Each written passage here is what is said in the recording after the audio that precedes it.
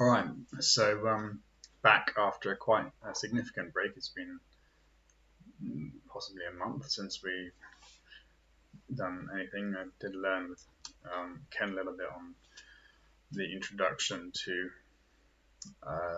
Shara Kedusha of Habital, but other than that, we haven't really done anything on this.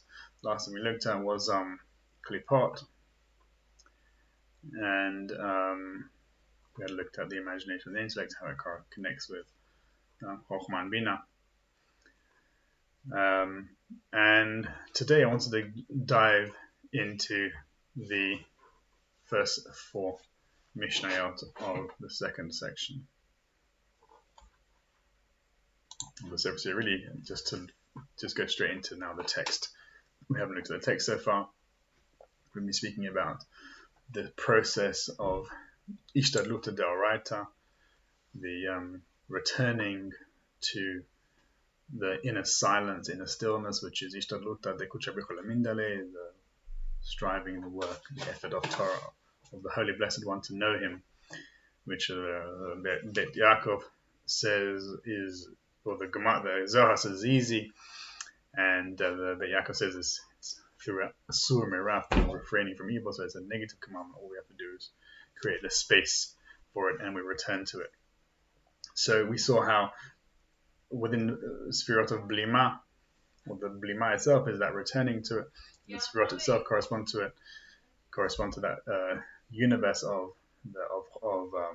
Atzilut, and which is the place of the beyond the effacement of thought, of thinking, and the place of behind thought, behind thinking, which is silence. And this, what we're going to look at again, just to recap what we've been talking about, what we're going to look at, what we've been looking at, what we're going to look at through this second section is how we can utilize three aspects of meditation as a aspect of returning, as a method of returning. And then when we go into the third section of the Sefer Yetzirah, we're going to use these same principles to go outwards. So rather than it being Torah, which is Yeshev Badan V'Yidom, sitting alone and being silent, or the Blima, or Ishtadlut Deoraita, the Ishtadlut Lekutcha B'Chla Mindele, striving of Torah, the striving of the knowledge of God, of the Blessed Holy One, to know Him. It's the outward process, the functional or the creative one, the lower unity, where humanity, where individuality has traction there, which is called Ishtadluta the Mitzvata, or Ishtadluta the kind of the Avada, the striving which is established in an action, a single action. And this is the inner light versus the Or Panimi versus the Or Makif, which is the Or Panimi, which has aspects of the 613 mitzvot, because they correspond to the inner light, part of the body. The 613 mitzvot are corresponding to the 248 limbs and the 365 sinews of the body. This is the Or Panimi. Or Makif is outside, beyond the 613. So that is the secondary one. That's the next aspect. So we'll see how those same Sfirot, as in section 2, will be what are kind of like the mediums between, or the channels that take you up to the upper unity, Yichud Ilah, and also to the lower unity, Yichud Tata. So there is a correspondence, so there is a linking there. But let's now look into it. I'm going to share the screen with you.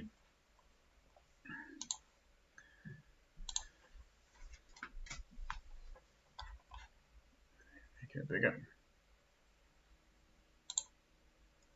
Not sure that's what I want to do. That's a slideshow reading view. Here we go. That's what I'm saying. Right. So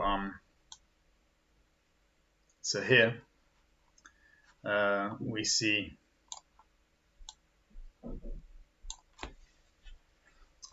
this is the second section, what I call the second section of the Sefer Yetzirah, which is still part of the first chapter.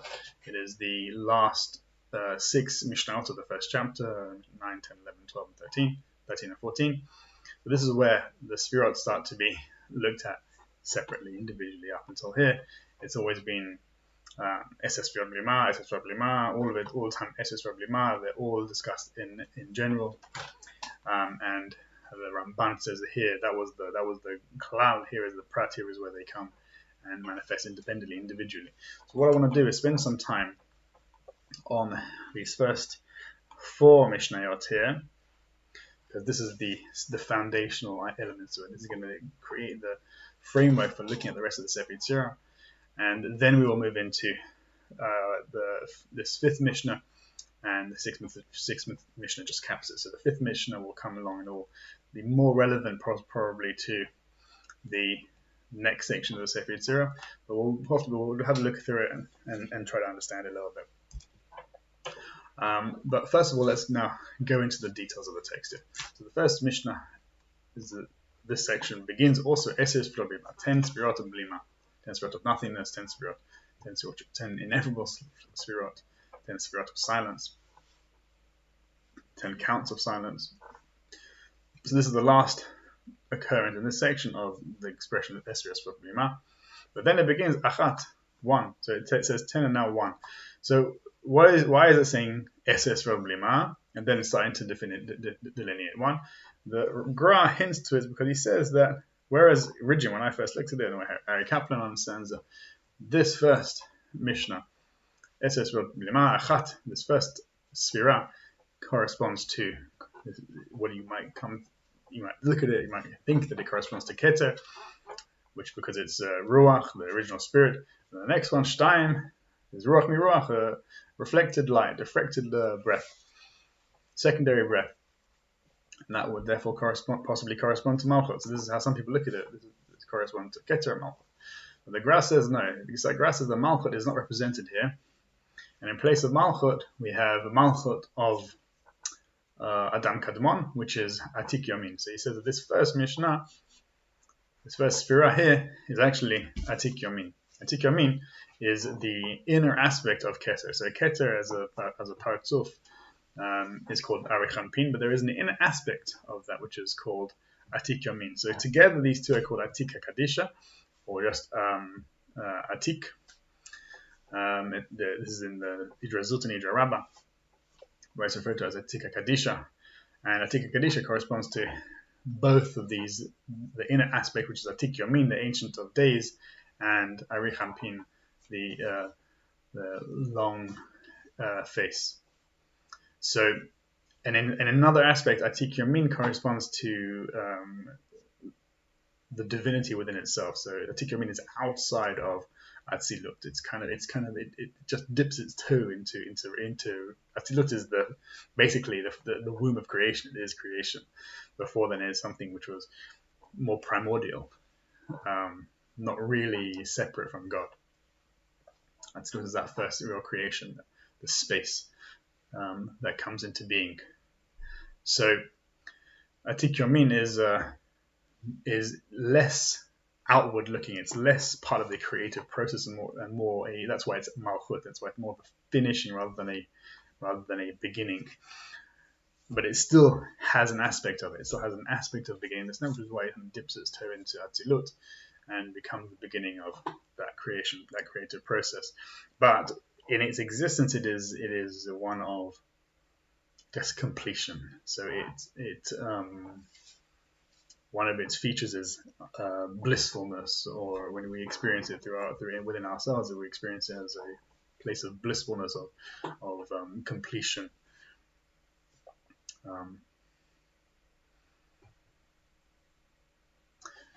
And then Arichanpin, which manifests out of that, is more of a willfulness. So Keter is often referred to as will, but that will is more of the Arichanpin aspect. So Keter has an aspect of blissfulness, of ta'anug, of oneg, and of joy, and then of willfulness, of willingness, or willfulness, which is more of the Keter aspect, which is more the Arichanpin aspect of it. And that's kind of what we saw previously when we saw how Adam Kadmon also has an aspect of willfulness, but Atik Yomin also. But we saw here in Mishnah 6 how we saw that Tzviatan after Eses from Blima, Tzviatan, Gmara Bazak, Tachlitan Lenan Sof, Dvar or bahen barato. So we saw that there it says their word in him, or his word in them. So them is the Sefirot, and his word. So who is he? He, according to the Gra, is Adam Kadmon. So it is Keter. So whereas them is Hochmah there, is the beginning of is Atzilut, is the beginning of manifestation. Him is his word, his refers to the Keter. So we see how there's a willfulness in this. And we saw in the Gra in the Sadigan, how he says that Vayomer is an aspect of Ratzon. That is that when God says when it says God said, Yomer Elokim, it's an aspect of Ratzon, which is Ratzu, which is the running. So therefore, the Ratzu, whereas Chochmah, whereas Atzilut is Vashor, Ratzu actually is both an aspect of Bria Yetzirah and also Adam Kadmon in some respect.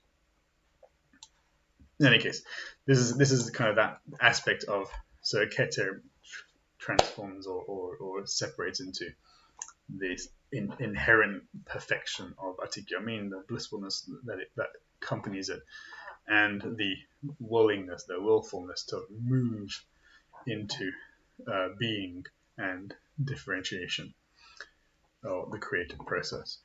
So that's why for the Gra, this first Sphira is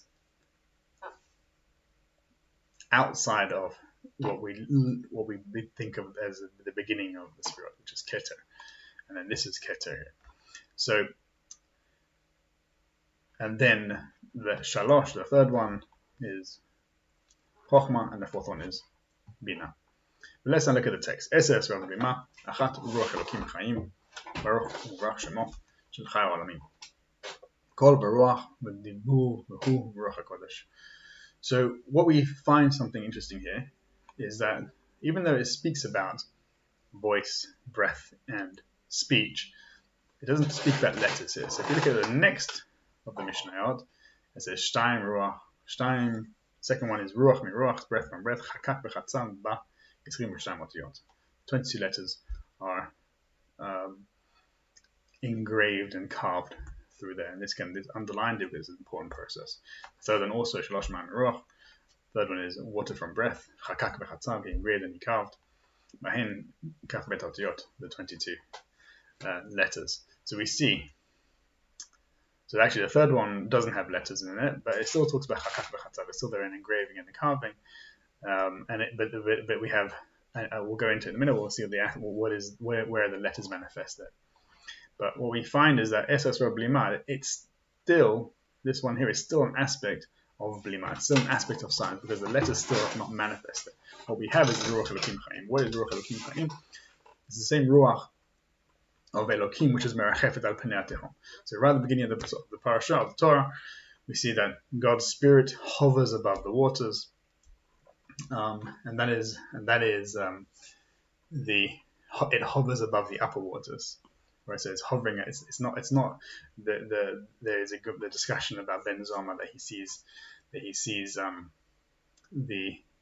he's gazing out and trying to differentiate the difference between the upper waters and the lower waters. We saw this in the Hakdama to the Bet Yaakov by the Rebbe Ziner Rebbe. Gershon Chanach, and the mistake that was made by Ben Zoma there, that he mistook the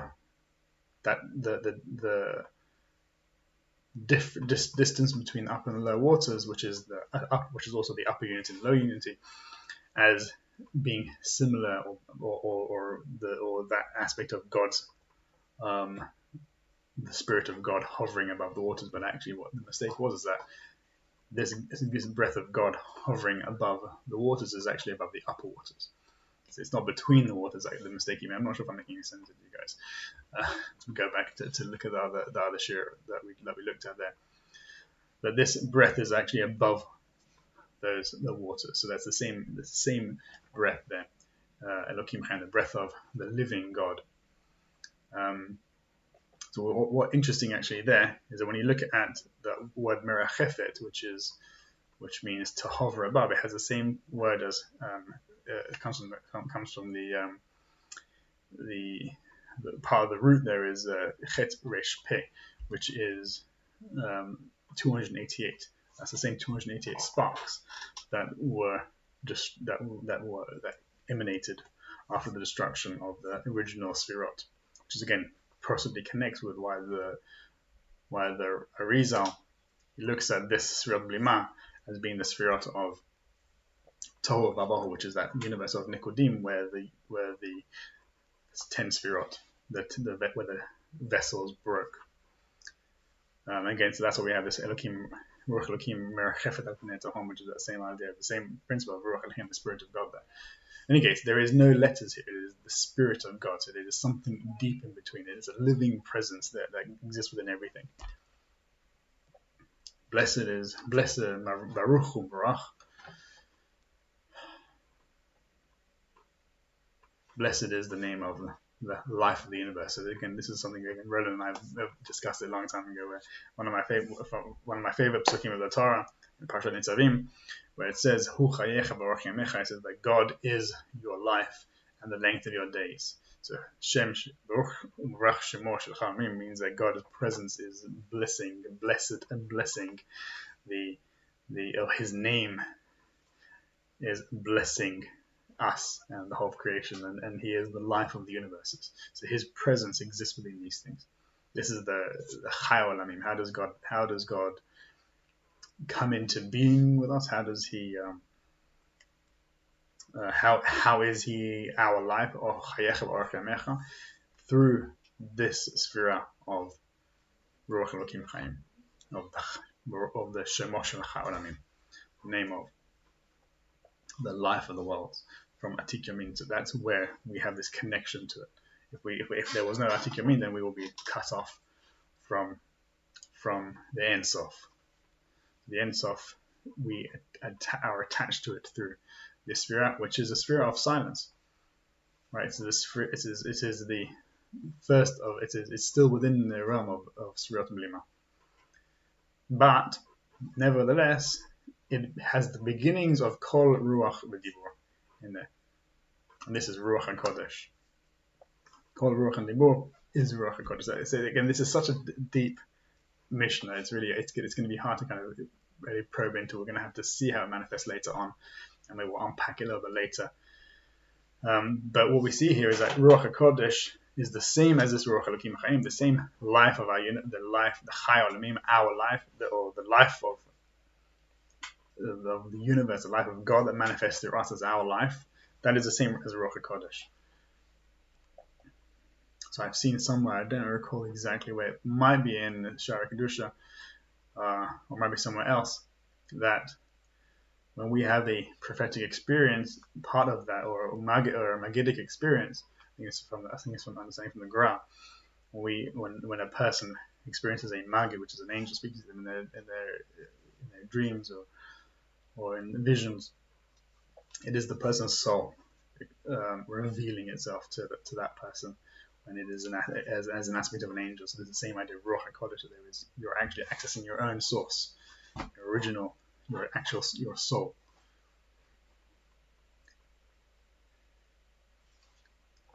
So Kol Ruach and Dibor, for me, this is important because it comes to manifest the next aspects of it. So we have Kol Ruach and Dibor. So these three principles, the way I see it, connects with the next three of the Sfirot. So we have three Sfirot here, which is Ruach mi Ruach, Mayim mi Ruach, and Esh mi Mayim. So I see these three, it's connected to Kol Ruach and Dibor. And what's interesting here is that the Gra, I believe it's the Gra, he says that the order seems incorrect. It shouldn't be Kol and Ruach and Dibor, it should be Ruach, Kol, and Dibor. The breath comes first, and then the voice, and then the speech. Right? And actually that's what we see here. We see the breath coming straight from the breath, not the voice. And then we have the water, which would then correspond to the Kol, to the voice. And then Dibor would come and correspond to this aspect here, to the fire. right? So, but that for me, and that's kind of like why I see this as connected to these three. I haven't seen anybody else really connect them. If possible, that Ari Kaplan does, I recall. But for me, I see that what I see here is that within Atik Yomin, within Ruach Elokim Chaim, which is an aspect of Blima, of silence, of the upper unity, we have already the seeds of the division between Kol Ruach and Dibor. And Kol Ruach and Dibor are three aspects of speech. So Kol Ruach and Dibor are aspects of speech, first of all. But they exist within silence already. So there is a beginnings of the aspects of speech, and these are the three aspects of speech. When we speak, there are three elements involved. There is Kol, there is the voice, which is the vibration of the voice box, the air vibrating through those folds in our throats, which creates a vibration, a sound vibration.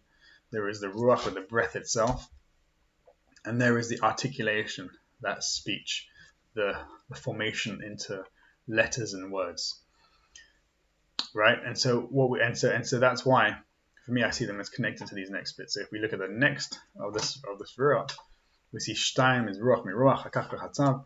Second one is the breath, from breath, or reflected breath. Hakak v'chatzav he engraved and he carved ba 22 אותיות יסוד, 3 אמות, 7 כפולות ו-12 פשוטות. 22 letters of foundation, 3 mothers, 7 doubled letters, and 12 simple letters. And this is ruach, but there is ruach achat mehem. So even though there are 22 letters, there is a single breath through them. And this single breath is the same kind of stream that comes down from Atik Yomin, from Adam Kadmon, the Ein Sof, ultimately. This is single breath, even though they're division, even though we're beginning the world of Yichud Tata, the lower unity, where there is individuality, the possibility for separation.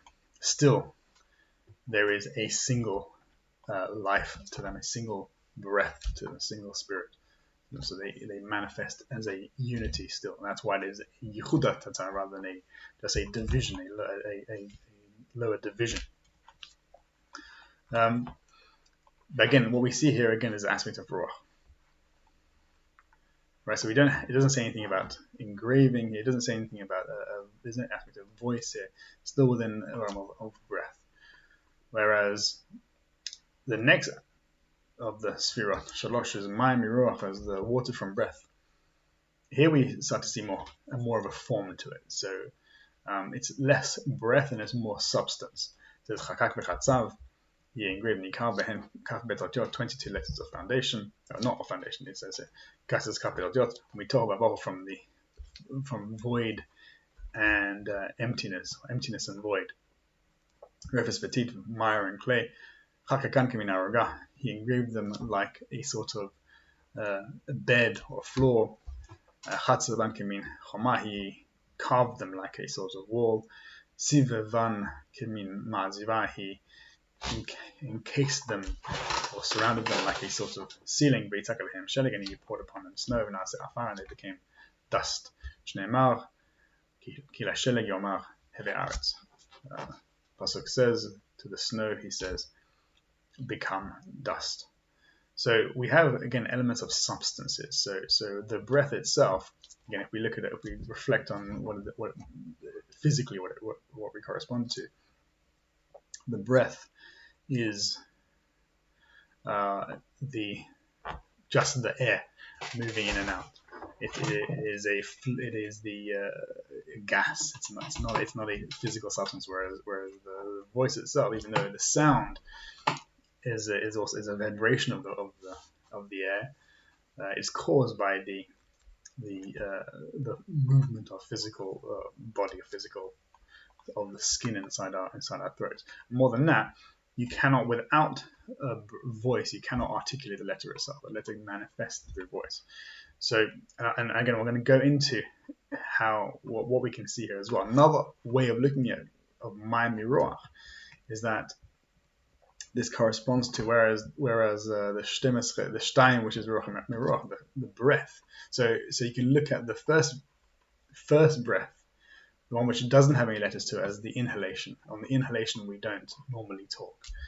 Right, so this is the inhalation. This is why when God breathed into Adam the breath of life, that's on the inhalation.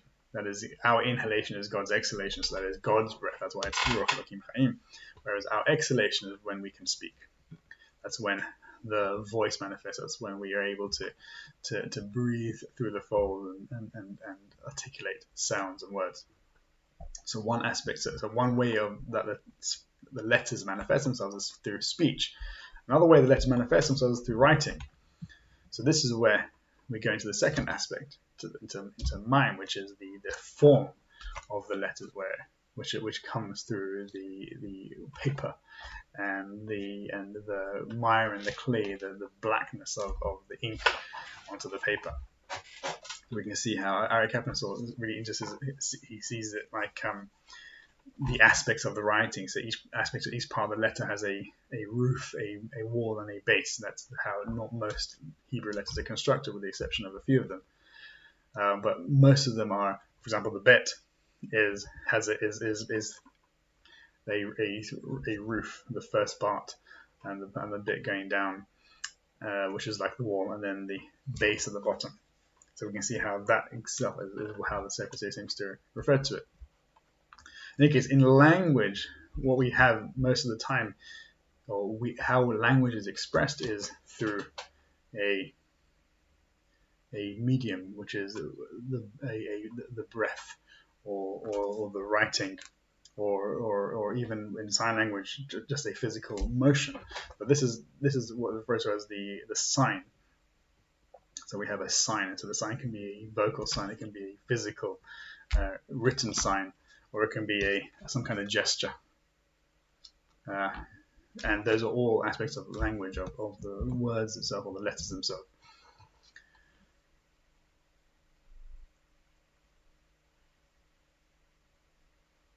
And the final aspect of it is the dibur. The dibur is the word itself. The way I look at it, I see kol, ruach, and all language has this aspect of kol, ruach, and dibur. Kol is the medium, the voice, some kind of word medium that we speak in. The dibur itself. The dibur is then the meaning behind it. Let me just, I'm going to go and just find some. I wrote this down in the previous section, I forgot, and I thought to look it up. I'm going to look it up now, see what I wrote about this ages ago.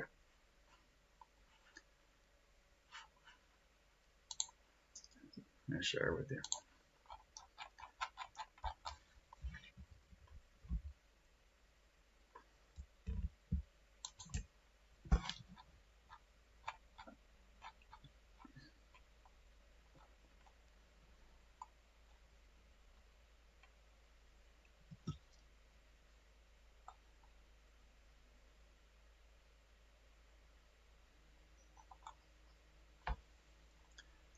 So in a lecture series I gave a few years ago, these three aspects of speech I refer to as the signified in language. You have this idea of the signifier and the signified. Like I mentioned, a signified is that which the language is pointing to, the idea, the thought, the object. Just like in Judaism, the word dibur is the same as the word for davar, which is a thing, so speech. Created things. It's just like we say, Baruch Shema V'Olam, God speaks and the world comes into being. So speech and substance and the things itself have a relationship there. So davar is a thing. It's also a word. So this is the dibur, that final aspect of when we give meaning to something. So you can have ruach and you can have kol without a dibur. So you need both. You need the form of the word itself and the meaning of it to actually give, to culminate, to finalize what actual thing is. So even though voice, the sound is separated, the sound doesn't have meaning. The sound is meaningless.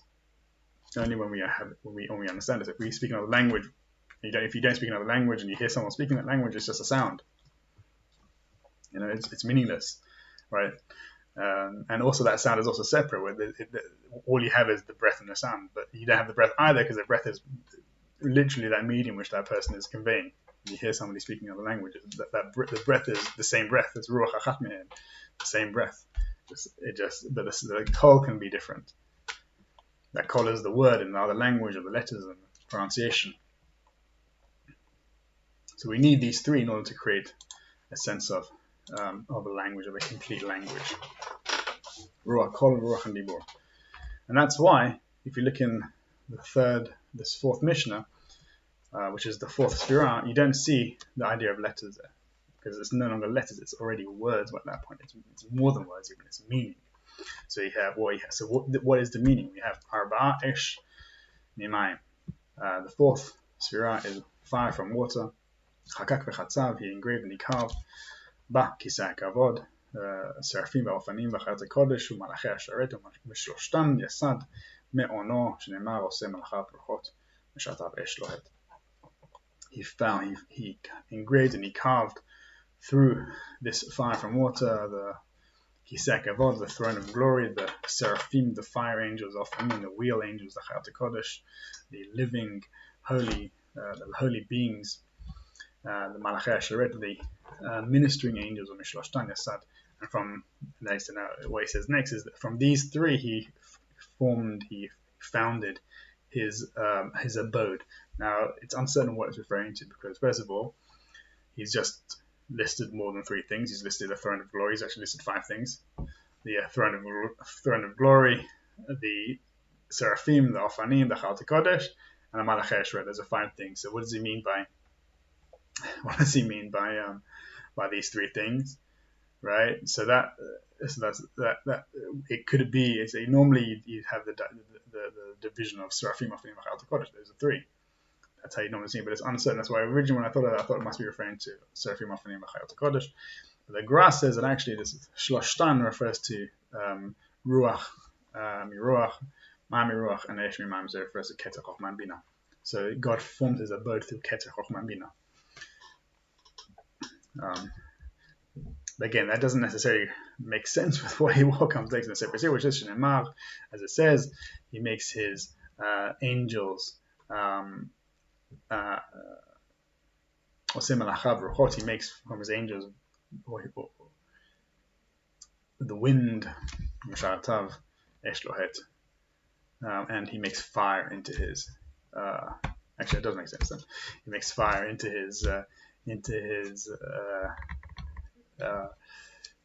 his messenger. So, which is it? So what we have is, it's interesting. We have that fire, the angels and the fire are his ministers. So this is that kind of final thing. So the Gra comes along and he points to what's going on here. We see that Kisei Kavod, normally Kisei Kavod corresponds to Binah. Binah is Olam HaBriyah, the world that comes after Atzilut, where the souls of the righteous are attached to. So we see that Avraham, Yitzchak, and Yaakov are the three of the pillars of the Kisei Kavod. So their souls are attached to it. God sits upon them as his throne. And then we have Seraphim, Ofanim, Chayot Kodesh. Seraphim, these beings correspond to the three universes. So Seraphim is the fire angels that Isaiah saw in his vision. The commentaries say that, or the Kabbalists in particular, they say that Yeshaya was standing. The reason why he saw Seraphim because he was standing in Bria when he had his vision. Whereas the Chayot Kodesh, which is what Yechezkel saw, is the reason why he sees Chayot Kodesh is because he was in Olam Yetzirah when he had his vision. So Olam Yetzirah corresponds to the Chayot Kodesh, and the Ofanim correspond to Olam Asiyah, which is below the Chayot Kodesh. They are the wheels of the chariot that are the Chayot Kodesh, and above them is the throne.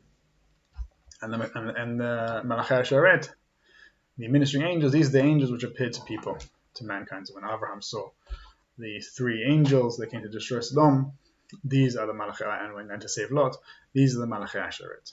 These are the angels that appear to human beings. So what we see here is this correspondence with the three lower universes, and even the Olam HaKlipot through the Malachei Asheret, because Abraham was and we are dwelling amongst the klipot in the olam klipot. So we see that what is the meaning of these things? Where does meaning come in? Where does dibur come in? Just like we've seen, the Aseret Diberot and the Asar Ma'amarot, the speech, which is what God uses to create the universe, begins with Bria. It begins with Binah, and begins with division into the words, into meaning, into separation, which is Olam HaKiseh, which is Olam Machshava, the universe of thought. Our thoughts are constructed of words, or even when they are not, they are still aspects of words. They are distinct formations. So this corresponds to Seraphim, these fire angels, and then we have Olam Yetzirah, which is Olam Dibur. Chayot HaKodesh is within Olam Dibur, and the Ofanim is Olam Maaseh, the world of action, the world of physical action. So he says that the meaning comes in thought. So before thought, there is no meaning to it. There can be just aspects of sound to some extent within. So that's why, again, in meditation, meditating on sound, which is what Abu Lafia suggested, he said the meaning is actually not important. If you look in a book by a student in Shari, what's it called? Shari Tzedek, which is a book by one of his students, he says that his teacher said to him, don't focus on the meaning of the words. The less meaning, the better. And partly because the meaning corresponds to Olam Bria and onwards. Behind, even within Olam Atzilut, or within Hochmah, is just a call, just the sound. So the sound can take us into that experience of Hochmah, which is the experience of oneness. Which can take us into the returning to the Shuvla Makom.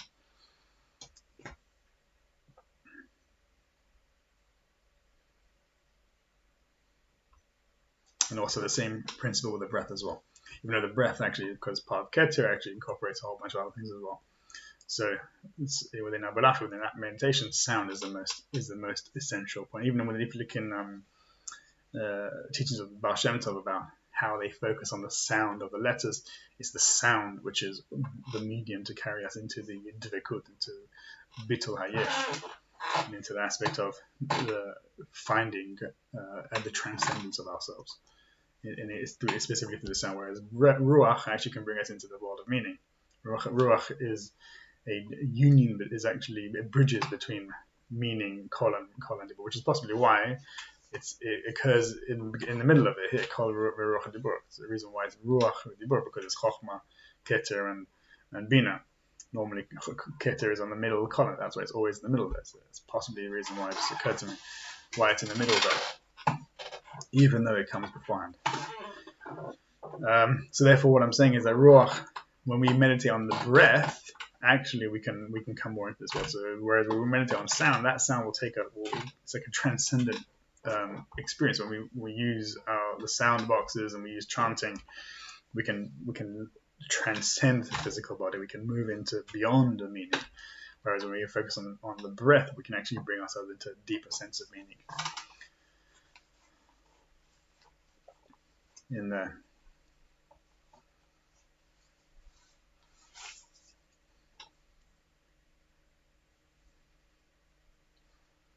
So that was a good bridge, I suppose, taking us into what's going on here. So for the Gra kind of really focuses on these three of the Sfirot, of the breath from breath, of water from breath, and the fire from breath, fire from water. Because these three, breath or breath, water, air, water, and fire, they manifest throughout the whole rest of the Sefer Yetzirah. Now we have aspects of them here. In the 13th Mishnah here, number 5, and through the three mothers we see over here. Originally we see them here, but we see them learn the next section, three mothers, and always this dynamic between these three. Keter, Hochmah, and Binah is what kind of like almost like the engine that moves the whole process. And so we move towards these things. And that's why what I want to do is for the next few weeks is to focus on these three aspects and how they're not just a simple principle. They are deep meditative processes, meditative practices, and how we can use them and understand them to on the one hand take us back to the original unity, to the upper unity, to Atik Yomin, to the four speech, to the Sfirot Blima, to the Ishtadlut de Keter, to know God, and on the other hand to take us into the Ishtadlut de Kanabavada, how we can use them to establish God's lower unity through the single breath, and we'll see in how there is a lower unity there, how each individual part is actually part of a greater whole and works together. Any questions at this point?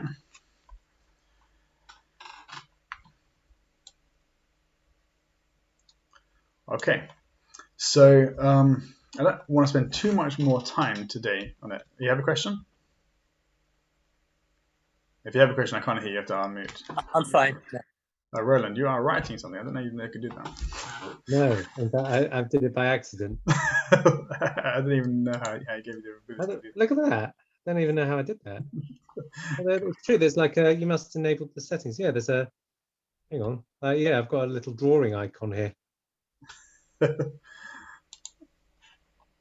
So there's obviously there must be some significance that for those two boxes I've highlighted, pointed to. Yeah. I was thinking. I was wondering, why did you highlight that? Because actually, chakak chatzav is an important one. We're gonna go on to that in a minute, and the other one as well. Can I clear it?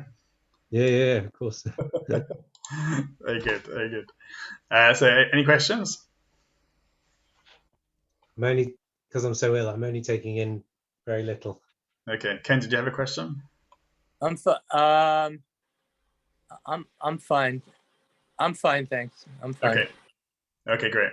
So I want to kind of dig into it now. The reason why, so I want to. These three aspects are for me three aspects of meditation. So we already looked right at the beginning at the prerequisites of the Rambam for prophecy, perfection of the intellect, perfection of the imagination, and perfection of the ethical qualities, which in Abalafa he referred to as the Hergesh. So these three aspects, again, even though Keter is not necessarily, you can't really equate it with the perfection of the qualities of the character of our ethical perfection. And in some ways, it is, though. It's connected to that, because especially how it manifests. For me, Keter manifests as a kind of faithfulness. It's a faithfulness practice. So let me tell you how I view these three Sfirot. I'm just gonna make sure if I can bring that into it. So here have I got. Yeah, okay, I'll bring it. It makes sense actually. So again, you see here how I mentioned Ruach, Kol, and Dibur. But I've got other words here and other principles here. So in meditation, there are two types of meditation really. What we refer to as hitbodedut and what we refer to as hitbonenut. So hitbodedut is a word which occurs. First of all, we saw it in the pasuk of Yeshev Badad B'idam. Let him sit alone and be silent. So badad is an aspect of means to be alone. So hitbodedut is the same word. It means some kind of self-seclusion, self-isolation. So hitbodedut originally meant to go into isolation. So if you were to wanted to have an encounter with the divine, you would go into isolation. You would go by yourself into a retreat and contemplate God, reflect on God. Later on, and in this this physical isolation, it occurs already in the Rambam, and in particular in the writings of his son Avraham ben Rambam, where he talks about outer seclusion. But the Avraham ben Rambam in there, he says that outer seclusion leads us to what he refers to as inner seclusion. So this inner seclusion is a meditative concentration or a meditative absorption state, where there is nothing other than us and God. And that's why Rabbi Nachman and the Hasidim later on, the Baal Shem Tov and Rabbi Nachman, hitbodedut means to be alone with God. So hitbodedut is this aspect of meditation. Now hitbodedut comes at the end of kind of stream of of practices that lead up to, and we'll look in. It occurs in Yetzirah Yomin Akko, who was quoted by Rav Chaim Vital in Shara Kedusha, and it's in Sulam Aliyah, which is a text which comes from the school of Accepted Kabbalah, very similar to the book which I mentioned earlier, which is Shara Tzedek by a student of Abalafia. So Sulam Aliyah was written by Yehuda Abotini, who was the rabbi in Yerushalayim around the same time as the Ramak and Mechaber Shulchan Aruch and the Ari and Rav Chaim Vidal. I think he might have been just a little bit earlier, but he was writing at the same time. So there was a school of called the Theosophic Kabbalah in Tzfat, and then also a school of Ecstatic Kabbalah in Yerushalayim at the time. So he has a list of how to get into Hitbodedut, and generally it begins with Dvekut through to Hishtavut and then Hitbodedut. So we'll look at it more closely later on. Maybe we'll bring those texts and we'll have a look at them in Shara Kedusha and Sulam Aliyah. And then we'll see how, actually, before we get to Dvekut, we need something else, which is Kavanah. So this we'll see from Mizrat Hashem. We'll see it in the Sabat Rivash of the Baal Shem Tov.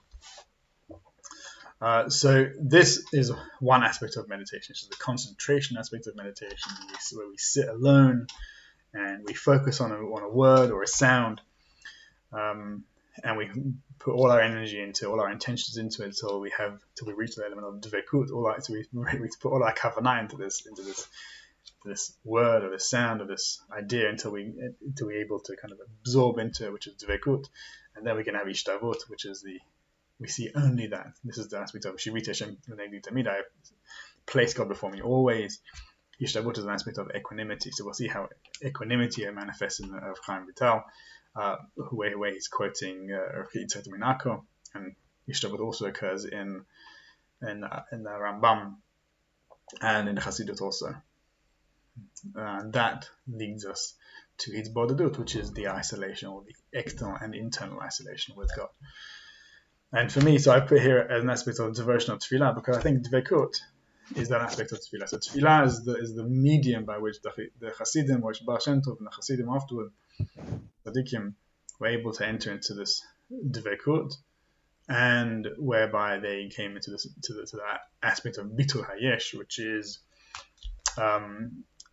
going beyond hitbodedut. So actually, hitbodedut leads you to blima. So bitul is an aspect of blima, it's a similar principle of nullification. No.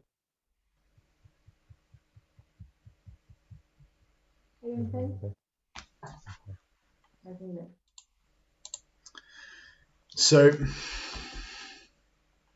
this is one type of meditation, concentration meditation. We're going to spend some time on it, like I said, in the next few weeks with Zat Hashem.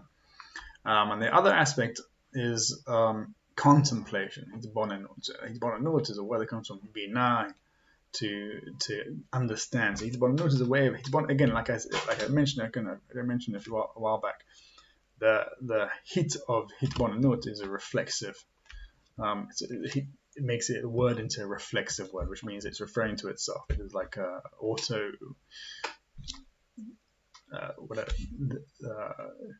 That which refers to itself. So hitbonenut is understanding, can mean an understanding of itself. So hitbonenut is a self-isolation, hitbonenut is a self-understanding. And so therefore we focus on our aspects. So if you look at what this actual Mishnah refers to, it talks about chakak v'chatav, engraving and carving this kisei hakavod. So these, what we saw as the three aspects of machshava, dibur, maaseh, and the klipot, the shadow side. So we see that when this understanding, self-understanding, is coming to see where is your machshava, where is your speech, and it's not just speech. So dibur is that olam Yetzirah is also feeling as well. It corresponds to the 6 sefirot of Zera Anpin, which is all feelings, emotional aspects of it, unconscious drives, instincts, and then your actions. As a Gemara which says that where there is a machloka between Bet Shammai and Bet Hillel, which is better for a person to be alive or a person to be dead. And I don't remember the content of the machloket. One says yes, one says no. But ultimately, now that one has been created, what should one do? The Gemara there says he should examine his actions. Another version says he shall feel, you should be mindful of your actions. Again, so this is a mitzvah. What is the purpose of being alive is to look at what we are doing, to bring awareness and bring mindfulness into our actions. And then further on, the idea of Malachei Asheret, where we live in the world of the klipot, so we bring our awareness to our shadow sides as well. What are the negative aspects of our personality? And how we can transcend that. And we saw how in order to achieve a sense of prophecy, we have to transcend the klipot, which are also esh, mayim, and ruach. We have to move beyond that, and then we reach a place of chashmal, which is the speech and the silence, which is the Yoshev b'dad v'yidom, sit alone and being silent, and it is the aspect of the kol b'mama daka, the still and silent voice. So this mindfulness, this hitbonenut practice, we sit and we bring awareness, we bring an understanding to what is our thoughts, what is happening in our thoughts, what is happening in our feelings, and what are we doing. And again, if you look at the Ramak in Tomar Devorah, he says that Bina, how we manifest how we emulate the sphere of Bina is tshuva. So actually, interesting, he says that Bina is an aspect of tshuva, the returning to God. So actually, this aspect of, like we saw in the Gra, shuv lamakom means every one of these principles returns to this place. Machshava returns to machshava, dibur returns to dibur, maaseh returns to maaseh. So in this way, when we do hitbonenut, when we do this mindfulness practice, we manifest the idea of shuv lamakom. We let everything arrive, return to its normal place, its original place. So those are the two basic poles of meditation.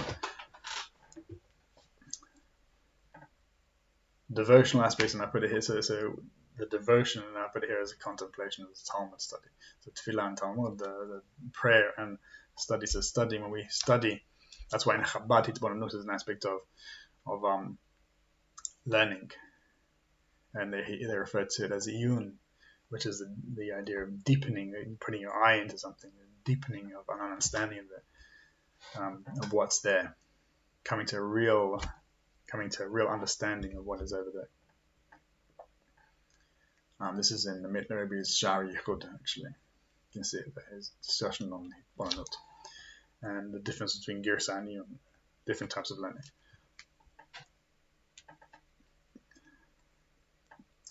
And between these two pillars, we have Keter, because Keter comes in between these two things. It brings us a union between those things. We've seen how in the previous section, Hochmah and Binah, then the Hochmah. Let's have a look at it, in fact. This mission number 4. Eses lo blima, Eses lo tesha, Eses lo v'chatz, so we see 10 and not 9, 10 and not 11. Then Hochmah and Binah, understand through wisdom, be wise through understanding. So we saw how the 9 and the 10, why? Because you might say that they're 9 and not 10 because actually Keter is part of Hochmah and Binah, but actually no, Keter is a separate thing. Keter is different. It's not those two things.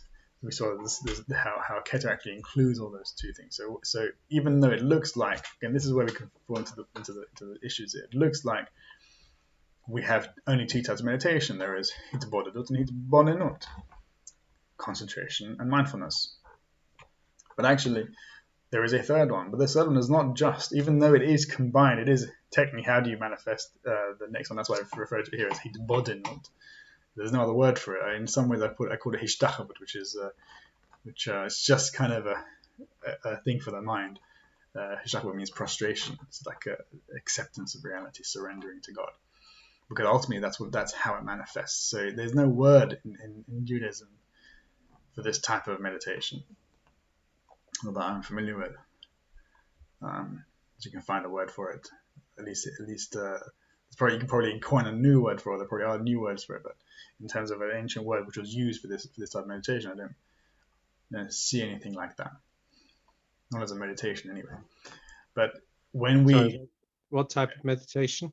So when we combine hitbodedut with hitbonenut, when we combine this absorption with an absolute awareness of what is there, what we have is a third type of meditation. It's neither hitbonenut nor hitbonenut. It is something else. It is a bridge between those two things, and it manifests. So originally it comes out as a dart. So dart is that bridge between them. Dart is the now between Hochmah as the past and Binah as the future. So Binah in some ways is a way of kind of encountering the future. It's a way of standing here and seeing what's in front of you. Right? Hochmah is a way of. I don't know that, because if you do some hitbonenut, which I might translate as insight meditation, ambitiously, it involves some hitbonenut, because you can't do the one without the other. Right. Well, that again. So we'll look into that, because I think that's why you're absolutely right. What it does, what hitbonenut is, so that's what the Mishnah above says. Chakim bevina, havem chochma v'chakim bevina. Understand through wisdom and be wise through understanding. So I think that's what it's referring to. Chochma is a unity, but how do we do a unity? How do we enter into that unity of hitbonenut or dvekut? We do it through isolating a single element, which is a word or a name, and then we focus on that. Well, that's an aspect of yichud tata. That's a lower unity. That's bina. That's a separation. You're isolating this one principle. So that's that. That's chakim bevina. In order to reach a wisdom, we do it through an understanding. The same with bina. How do we become wise? We do it through chokhmah. We do it through a sense of unity. When we look at the world, we're doing it with a sense of everything is connected, everything is part of a greater oneness, which is where the insights come, rather than so in a meditative sense, hitbonenut incorporates both, but its form is an understanding, whereas you can use in a Talmudic sense, you're trying to come to an understanding of things. It's a bina, not in a hitbonenut sense, in a contemplative sense, but in a one of an analysis type sense, where you're trying to arrive through an intellectual analysis at the truth of these things. And that's originally where the Kabbalah, when the Middle Rebbe was looking at the word iyun, originally it meant to come to a full understanding of it. It didn't mean contemplation in that sense. It meant study. You study and understand it. It's not meditation. It doesn't require meditation. It doesn't lead to chokhmah. Right? It leads to a greater clarity between the two. It's more divisive than unitary. But what I mean by hitbonenut or ishtachavut, it combines both the peacefulness, both the unitary feeling of and the relaxation that comes out through the hitbonenut practice. So the hishtavut, it incorporates equanimity with awareness. So and it's hard to explain it to you, but it ultimately manifests as a separate thing. It ultimately can be done separately. So that's why I think the best way of looking at it is as faith. It is a sitting with faithfulness. That's why it's a surrendering to whatever is there. So which seems like but it's very narrow. It seems narrower than, when you do practice hitbonenut, you can meditate on any object, any letter, any word, right? And it's the same with hitbonenut. You can meditate, you can be aware, you can do mindfulness on anything. Whereas hitbonenut or hishtachavut or the Keter aspect of meditation seems only to manifest as this one thing of complete acceptance and surrender towards God, or to what is happening. So that's why you look at it as a dart. That's why dart is a very narrow bridge. So we spoke about power of now. So that's what it is. It begins as the power of now. Bring your attention, bringing your entire being into the now. So now you're not just what is happening now. You're meditating on now, but it's an awareness of whatever is happening. So you're allowing it to happen. And once you penetrate into that, then what Da'at turns into Da'at Elyon. It becomes into higher knowing. So you're no longer straddling Hochmah and Binah. You're no longer straddling between the devotional aspect and the awareness aspect. The concentration and contemplation. You're now functioning from a higher place called higher knowing, called Da'at Elyon, where you're in a perfect balance. You're no longer. Do you understand what I'm saying to you? It really is that perfect place of which can't be. It's not like Da'at is almost at the top of the mountain. Right, top of the mountain. So you go one side, you fall to the right. You go the other side, you fall to the left.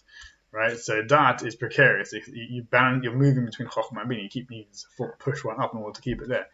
Keter Elyon is like a valley. It's like a hole. It just stays there. It's a higher level of there's a stability there because it contains both Hochmah and Binah equally. Right. So that's why Keter is encapsulates both the unitary consciousness of Atzilut plus the divisive consciousness of Yetzirah, of Abiyah, of Biyah, of Beriah, Yetzirah, Asiyah. It combines both of them, and that's why Adam Kadmon spans the whole of creation. Right. So Chochmah is so again. Rav Tzadok talks about it in an interesting way. So he says that so we can look at it from this perspective. Chochmah is an aspect of Keter of Yehuda Ilah. It is that complete unitary experience. There's a complete sense of there is silence. So Hitbodadut, when we get to that place and we get past that to Bitul and Sublima, it is complete unity. There is nothing there. There is nothing else there. It's just a blissful nothingness, afisat machshava, like the cessation, effacement of thought. Right, and Bina is Yehuda Tata. So that's why I'm gonna, look at these numbers I've got here. So why are these numbers important? So number 42 here is the 42 name of God. So Morgan says that Yehuda, that the 72 names of God, which come from the crossing of the sea. So right at the beginning, we did a meditation on the 7th day of Pesach, where we commemorate the crossing of the Yam Suf. People cry out to God when they see the Egyptians behind them, and in front of them they see the sea, and they say, "Well, we're going to die here." And they say to Moses, Did you take us out to Egypt? Were there no graves in Egypt that you took us out to the desert to die? And they cry out to him. And Moshe says to them, today you will see the salvation of God. Hashem will do war for you, and you shall remain silent.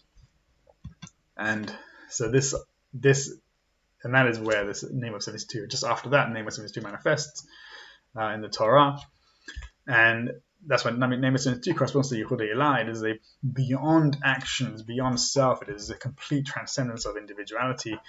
There is no action we can do there. It is just a complete, absolute effacement of self. It is the upper unity.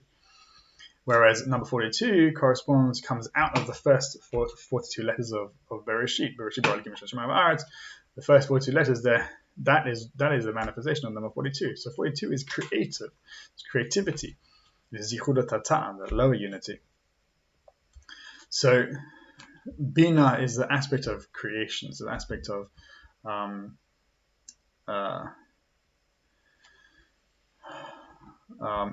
Benim Semecha. So I'm thinking about Emma Benim Semecha, which is we said Hallel, the mother of the children is happy. Right? So the mother focuses on the children. Right? And that's a creative process. We see so like we said, we saw in Kriyat Yam Suf, we see Name 72 in Sukkot.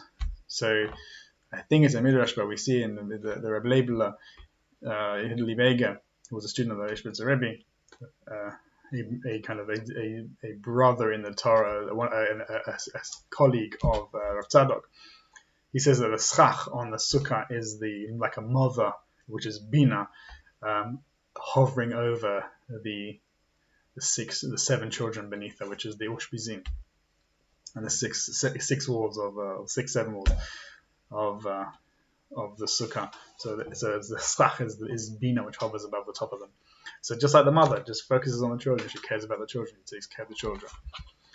That's why Binah focuses on the individuality. She sees the importance of the individual there, and it is creative.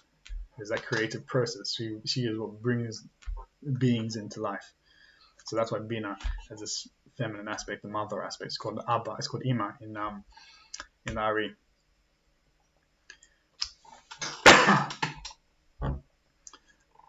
So why did I say that?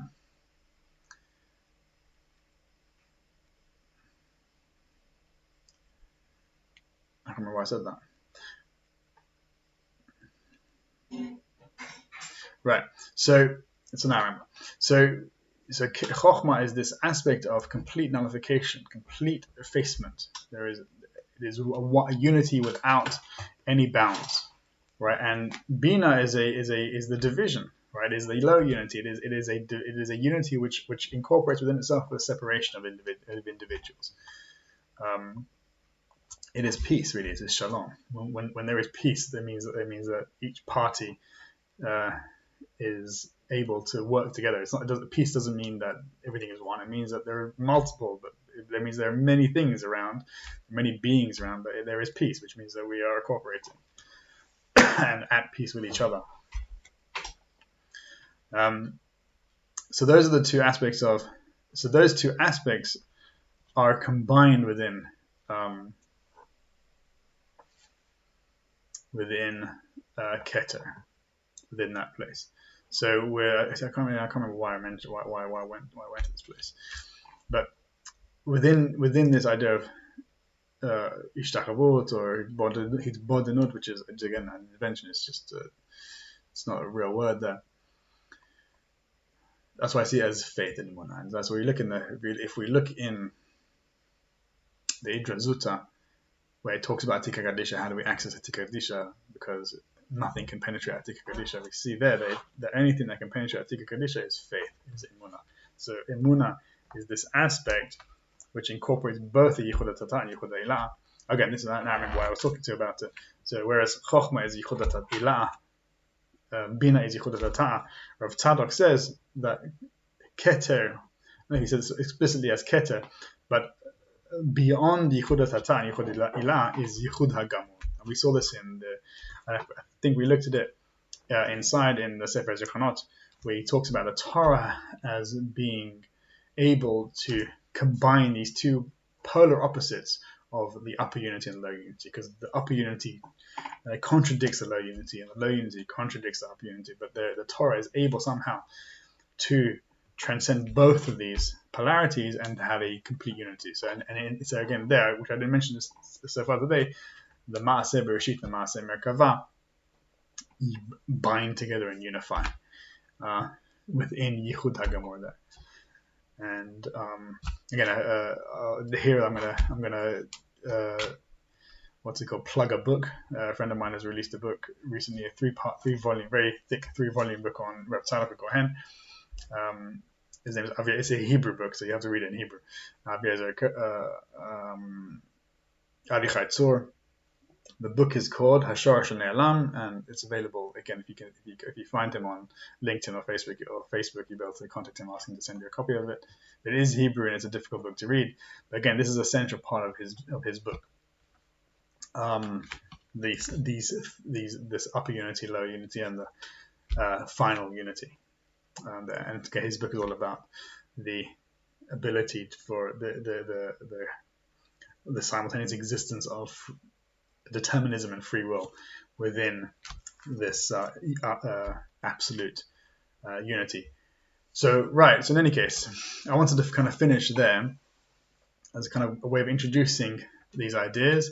And next week, B'ezrat Hashem, or from now on, we can now go into the meditation itself and try to understand what's going on here. So B'ezrat Hashem, next week we'll move on to Hitbodedut, because this will be a good place to start with it. Look at the sources on it. We'll try to understand it, and we'll possibly best place to begin is this idea of Chakak v'Chatzav. What is the meaning of that? Right. So great. So thanks. I'm gonna stop the recording. Sounds good.